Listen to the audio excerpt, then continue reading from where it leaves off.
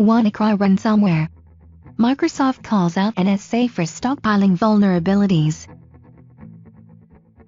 When the National Security Agency lost control of the software behind the WannaCry cyber attack, it was like the United States military having some of its Tomahawk missiles stolen, Microsoft President Brad Smith says, in a message about the malicious software that has created havoc on computer networks in more than 150 countries since Friday.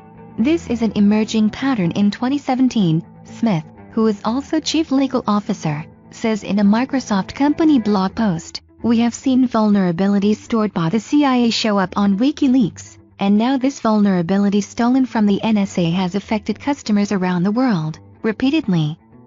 Exploits in the hands of governments have leaked into the public domain and caused widespread damage on affected computers. The WannaCry software encrypts files and displays a ransom message demanding $300 in Bitcoin. It has attacked hundreds of thousands of computers, security experts say, from hospital systems in the UK, and a telecom company in Spain to universities and large companies in Asia. And this software is already inspiring imitators, as the Bleeping Computer site reports. The malware behind WannaCry, also called WannaCrypt, WannaDecryptor or WCRY, was reported to have been stolen from the NSA in April, and while Microsoft said it had already released a security update to patch the vulnerability 1 month earlier, the sequence of events fed speculation that the NSA hadn't told the U.S. tech giant about the security risk until after it had been stolen.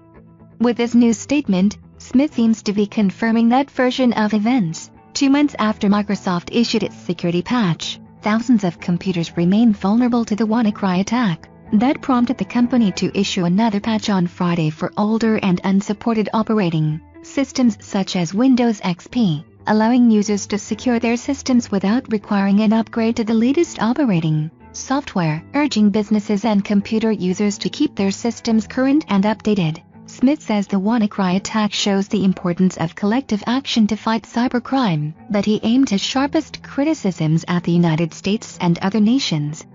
The attack, Smith says, represents a completely unintended but disconcerting link between the two most serious forms of cybersecurity threats in the world today: nation-state action and organized criminal action.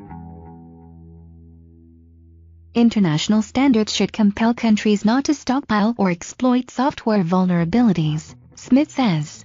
He adds that governments should report vulnerabilities like the one at the center of the WannaCry attack. Governments need to take a different approach and adhere in cyberspace to the same rules applied to weapons in the physical world, Smith says, urging agencies to consider the damage to civilians that comes from hoarding these vulnerabilities and the use of these exploits. This blog post did not address another factor in the ransomware spread, one that hints at the difficulty of uniting against a hacking attack. Users of pirated Microsoft software are unable to download the security patch, forcing them to fend for themselves or rely on a third-party source for a solution.